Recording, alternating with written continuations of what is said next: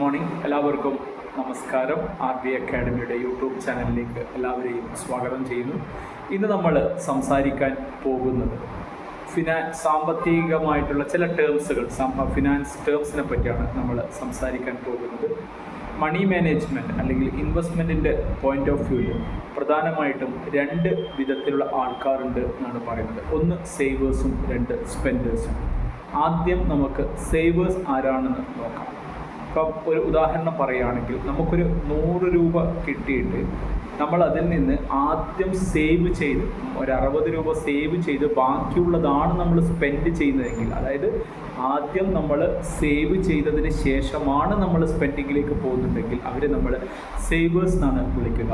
ഇനി സ്പെൻഡേഴ്സ് എന്ന് പറഞ്ഞാൽ നേരെ ഓപ്പോസിറ്റ്. നമുക്കൊരു 100 രൂപ കിട്ടുകയാണെങ്കിൽ നമ്മൾ ആദ്യം സ്പെൻഡ് ചെയ്ത്, ഇപ്പോൾ 60 രൂപ സ്പെൻഡ് ചെയ്ത് ബാക്കിയുള്ളതാണ് നമ്മൾ സേവ് ചെയ്യുന്നത് എങ്കിൽ 40 രൂപയാണ് നമ്മൾ സേവ് ചെയ്യുന്നതെങ്കിൽ ഇവരെ സ്പെൻഡേഴ്സ് എന്ന് പറയുന്നത്. അതായത് ഇവർ ആദ്യം അവർ ഫോക്കസ് ചെയ്യുന്നത് അവരുടെ സ്പെൻഡിങ്ങിനെയാണ്, ചെലവിന് ശേഷമാണ് അവർ ഇൻവെസ്റ്റ്മെൻറ്റിലേക്ക് പോകുന്നതെങ്കിൽ അവർ സ്പെൻഡേഴ്സ് എന്നും.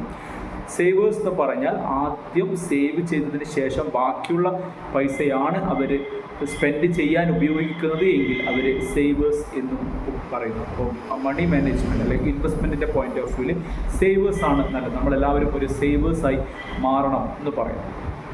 ഇനി അടുത്തതായിട്ട് നമ്മൾക്ക് കണ്ടിജൻറ്റ് ഫണ്ട്. നമ്മളുടെ കണ്ടിജൻറ്റ് ഫണ്ട് ഉണ്ടോ എന്നുള്ളതാണ് വളരെ ഇമ്പോർട്ടൻറ്റ്. കണ്ടിജൻറ്റ് ഫണ്ട് എന്ന് പറഞ്ഞാൽ നമുക്കറിയാം, ഇപ്പോൾ ഈ കോവിഡിന് ശേഷമൊക്കെ ഒരുപാട് കമ്പനികളിലെ ജോലി നമുക്ക് എക്സ്പെക്റ്റ് ചെയ്യാം, നാളെ മുതൽ നിങ്ങൾ വരണ്ട എന്നൊക്കെ പറയുമ്പോൾ പിന്നെ അൺസർട്ടനിറ്റി വല്ലാതെ ഉണ്ട്.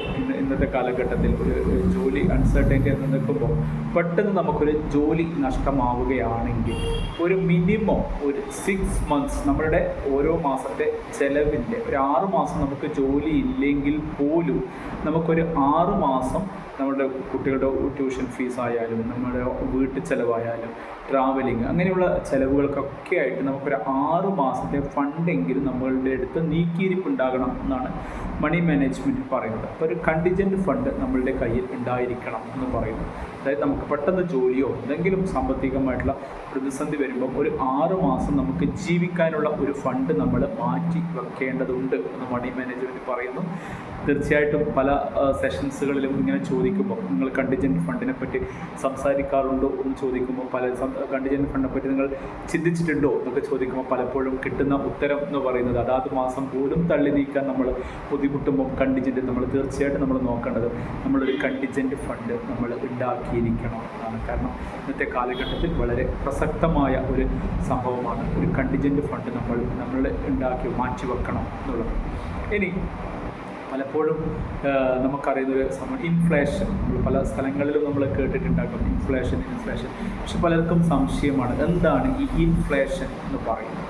അപ്പം ഒരു ഉദാഹരണം പറയുകയാണെങ്കിൽ, എൻ്റെ ഒരു സുഹൃത്ത് ഒരു ടീച്ചറാണ്, ലേഡിയാണ്. അപ്പോൾ അവരൊരു ദിവസം എന്നെ വിളിച്ചിട്ട് പറഞ്ഞു, ബൈജു, പിന്നെ എല്ലാ ടൈമിനും എനിക്കൊരു 300 രൂപയുടെ പെട്രോൾ അടിച്ചാൽ എൻ്റെ 2 വീലർ ആക്റ്റീവ ഫുള്ളാകുമായിരുന്നു, എൻ്റെ ടാങ്ക് ഫുള്ളാകുമായിരുന്നു. പക്ഷേ ഇന്ന് ഞാൻ പെട്രോൾ 340 രൂപക്ക് അടിച്ചപ്പോൾ മാത്രമേ ആ ആക്റ്റീവയുടെ ടാങ്ക് ഫുള്ളായിട്ടുള്ളൂ എന്ന് പറഞ്ഞു. അവൾക്ക് ഭയങ്കര സന്തോഷം. അവൾ ചിന്തിച്ചത് പിന്നെ ആക്റ്റീവയുടെ ടാങ്ക് വലുതായോ എന്നുള്ളതാണ്. സ്ത്രീകൾ അങ്ങനെയാണല്ലോ പൊതുവെ, അതായത് മക്കൾ, വാഹനം, ഇതൊക്കെ മക്കൾ കൂടുതൽ ഭക്ഷണം കഴിക്കുമ്പോഴായാലും അല്ലെങ്കിൽ വണ്ടി കൂടുതൽ പെട്രോൾ ഇതാകുമ്പോഴും അവർ ചിന്തിക്കുന്നത് വളർന്നു എന്നാണ്. പക്ഷെ ഞാൻ ചോദിച്ചു, നീ അവസാനമായിട്ട് എപ്പോഴാണ് ഫുൾ ടാങ്ക് പെട്രോൾ അടിച്ചത് എന്ന് പറഞ്ഞപ്പോൾ ഏതാണ്ട് ഒരു 5-6 മാസം കഴിഞ്ഞ് കാണും ഫുൾ ടാങ്ക് അടിച്ചിട്ട് എന്ന് പറഞ്ഞു. അപ്പോൾ തീർച്ചയായിട്ടും പിന്നെ ഫുൾ ടാങ്ക് അന്ന് പെട്രോളിൻ്റെ വില ഇടയ്ക്കിടയ്ക്ക് കൂടുന്നതായിരുന്നു. അപ്പോൾ അന്ന് 300 രൂപക്ക് അടിക്കാൻ പറ്റുന്ന സാധനം ഇന്ന് 340 രൂപ കൊടുത്താൽ മാത്രമേ നമുക്ക് എന്ത് ചെയ്യാൻ പറ്റുള്ളൂ, അടിക്കാൻ പറ്റുന്നുള്ളൂ. അതായത് അന്നത്തെ 300 രൂപയുടെ വാല്യൂ ഇന്ന് 340 രൂപയായി എന്നർത്ഥം. അതാണ് ഇൻഫ്ലേഷൻ എന്ന് പറയുന്നത്. നമ്മുടെ പർച്ചേസ് കപ്പാസിറ്റി ഡിപ്പെൻഡ് ചെയ്തിരിക്കും ഇൻഫ്ലേഷൻ. നമുക്ക് പലരും പറയാറുണ്ട്, ഇപ്പോൾ ബാങ്കിലെ FD വളരെ നഷ്ടമാണ് എന്നൊക്കെ പറയാറുണ്ട്. എന്തുകൊണ്ടാണ് ഈ ബാങ്കിൻ്റെ FD നഷ്ടമാണ് എന്ന് പറയുന്നത് കരുതിയാൽ, ഇപ്പോൾ ഒരു എക്സാമ്പിൾ പറയുകയാണെങ്കിൽ, സപ്പോസ് ഇന്ന് എൻ്റെ കയ്യിൽ ഒരു 1 lakh rupees ഉണ്ട് കരുതും.